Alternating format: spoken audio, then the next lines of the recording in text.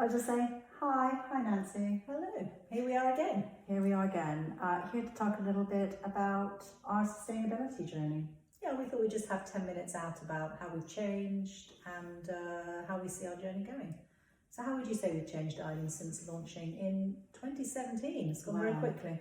Well, I think the biggest thing really is how the world of sustainability has changed around us. Because when we started, do you remember, none of the big companies had huge sustainable collections. They weren't really investing in that. That's all happened over the last 6-7 years. Yeah, it really wasn't a thing, was it? No, it really wasn't. And now, you have huge global companies like Zara, for instance, and they'll say that they don't have, they've gone from having no sustainable collections to having a sustainable collection to now saying they don't have a specific sustainable collection because everything they do is now sustainable. Yes, you see, I would question that though, because when you have so many drops every week, how can you really be sustainable? And it really depends how you define sustainable, because it's not just how you make things in your working practices, but it's also the amount of things you're making.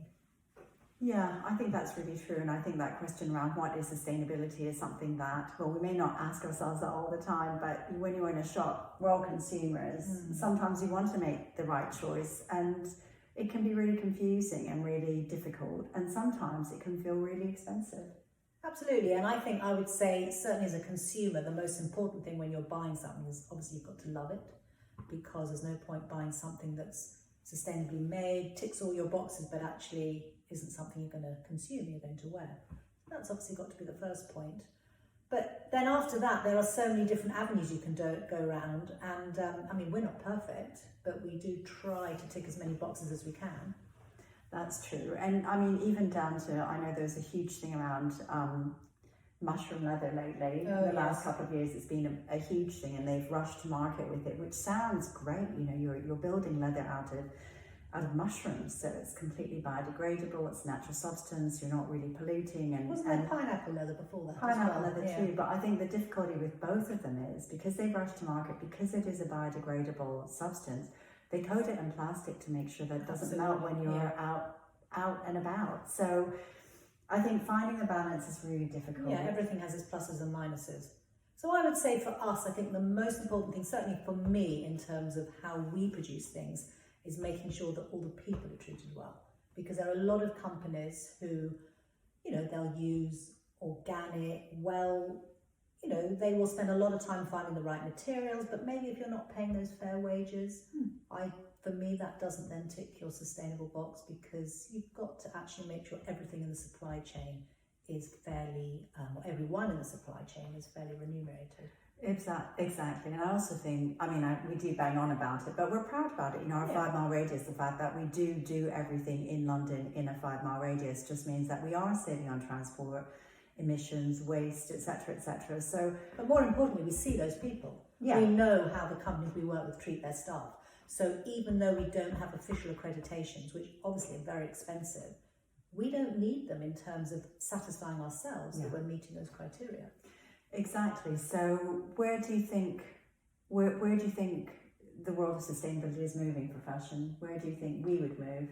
I think it's really complicated, because as much as certainly journalists and people will go on about sustainability and the other way we have to live, people love new as well. Yeah. So it's a bit of an oxymoron, isn't it? Because on the one hand, we want people, and we are long-lasting clothing, we want people to buy things they love and wear and wear and wear. But just like anybody else, we love new, we love, people want a bit of joy in their lives. Yeah, exactly. I think that is tricky. Yeah. And we do get customers. We had a customer saying to us the other day, I absolutely love my, nightgown that I bought 6 years ago, and it's just like new, which on the one hand is fabulous and makes us feel really happy, because that just makes us feel like. On the other hand, buy more. I'm not sure if we can say that. I might cut that bit out. But yeah, on the other hand, it's that balance between making sure that we're making things for longevity, but also making enough things that people want to keep buying. But personally, I think that the future of sustainability for fashion is the whole old model, which is what we had really based, because that was the model for fashion, was you buy the fabric for each season, you design it, you have it made up, you sample it, then you guess the amount that people might buy. So inevitably, no matter what you do, you're going to have some something's wrong. Some things sell out straight away. You think, gosh, why didn't we make more? Other things don't sell out for And very, very different long time. sizes as well. You might find that a different size to the one you think is going to buy a particular piece, and then you have a lot of, I don't know, say an extra small left in something or an extra large or whatever. And I think that's true. I think you need to completely turn it on its head and think there are some brands doing that now, where they will buy in an amount of fabric, say, you have to kind of pre-order if you like. And I think that is one way forward. But I would also add to that is the old-fashioned model is, spring, summer, autumn, winter, whereas we never really have done that. We've always just been as and when we find things we want to do or new fabrics, that's when we will do something new. Yeah, and I think that's probably a much healthier model. Whether it's possible for large companies to do that, I don't know, because they need to constantly have new things come out to make sure their bottom line stays healthy. But I think that the idea that you make for people who want it, so there's much less wastage. You make less rather than more, so you don't overmake. Absolutely. And you kind of, it's not bespoke ordering, but you're kind of making to orders that that you got certain orders in advance that you're fulfilling and making and a bit that extra fabric on will top. be used. And I think as a small company, we're able to be more nimble and do those sorts of things and decide how and when we want to do them, rather than this sort of top-down, big board telling you how to run a company. So maybe that's also why companies like H&M, Zara are sort of slower. Well, it must be why they're slower to take on new ways of working. Exactly, and I mean the other thing which we haven't really talked about, but very briefly, is cost of living crisis. Things are expensive.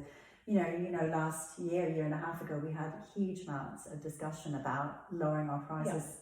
Which we did, and I'm glad we did do it, because it's opened up our collections to a lot more people who previously might have felt they weren't able to buy cucumber, and now they can.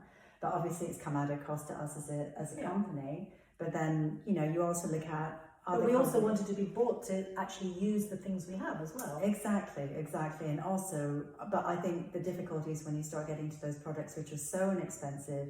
That somewhere along the line, someone's paid the price for it. Yes, of course. Some bit of land or some person's paid a not great price. If something's very cheap, there's, someone's not being paid along the way. Yeah. So lots of difficult decisions and very, very... and there's no right answer.